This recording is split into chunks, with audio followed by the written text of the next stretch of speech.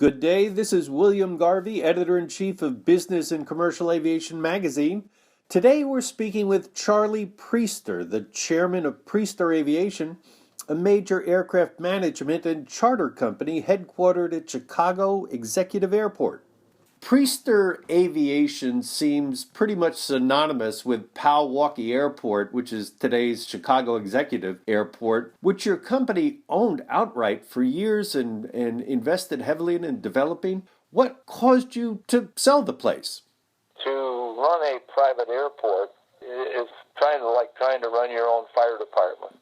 Private airports have no zoning protection, which controls buildings around the airport. There are no tax benefits. Every nickel that goes into the airport for development is private funding. If we're going to keep the airport going as an airport, which we wanted to do, we felt very strongly that it should be an airport.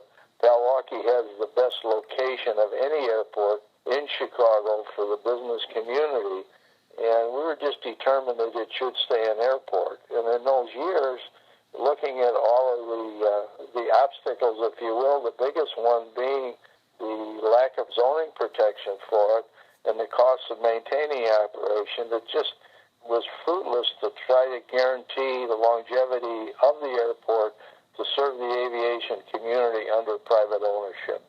So we decided the only way to guarantee that was for it to be owned by the government and take advantage of the protections not only for zoning, but the funding, the runways, construction, so forth and so on. That's what we needed to do. And it's owned by two municipalities now, is that correct? That's correct. It's owned jointly by Prospect Heights, which is a community to the south, and Wheeling, a community to the north. And I assume that they're now getting federal funding for a variety of things at the airport, right?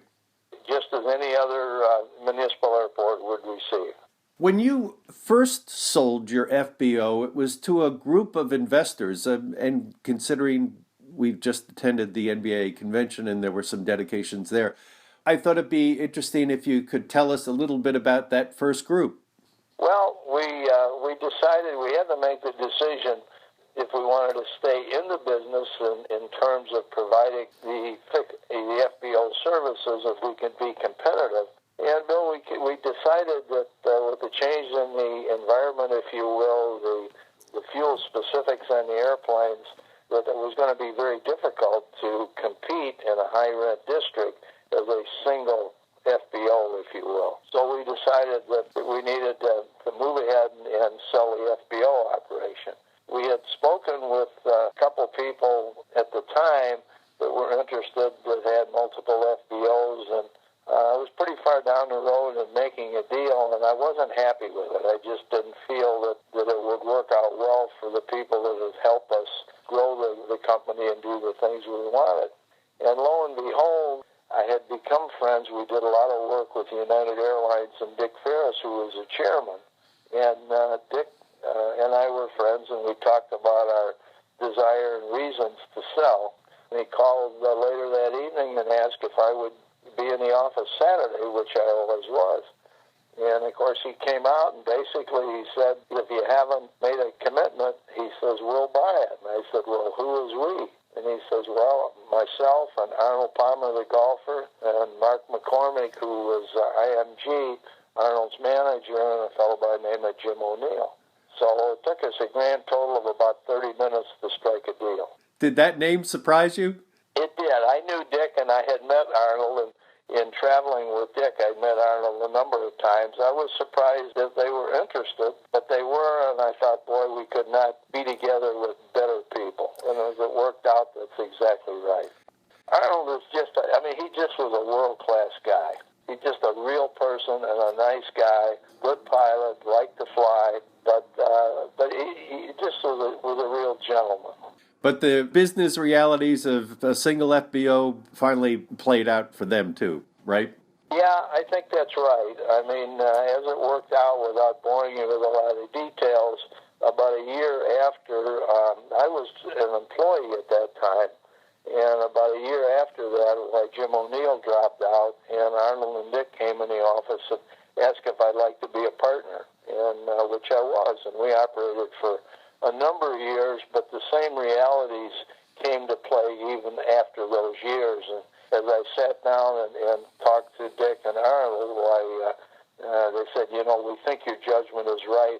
We're not inclined to go by a number of FBOs and become a chain, so we think the time is right to move forward and sell it. So what is Priester Aviation today, and what's in its future? What wound up happening, Bill, is that we finally negotiated a deal with Signature, and that was fine, except Signature did not want to stay in the charter and aircraft management business. And I wasn't ready to retire, and Arnold said he didn't need to be in aviation. But Dick Ferris basically said, well, Charlie, if you want to stay in that business, he said, I'll stay and we'll be partners, which we were for a number of years. But we started at that point and totally focused on aircraft charter and management. I don't like the word management. I really think, Bill, it's closer. It should be administration. I mean, we administer the airplane for the owners. So we started with 7 airplanes, and now we're responsible for about 80.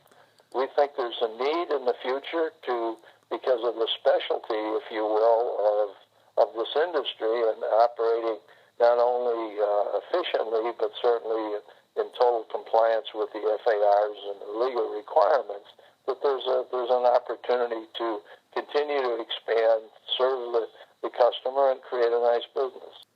And I have to ask finally, so where are you headquartered? Our headquarters is at Palwaukee Airport, Okay. right where we started. I'm going to keep calling it Palwaukee because I'm an old guy. That was Charlie Priester of Chicago's Priester Aviation. This is William Garvey, editor of Business and Commercial Aviation. Thanks for listening.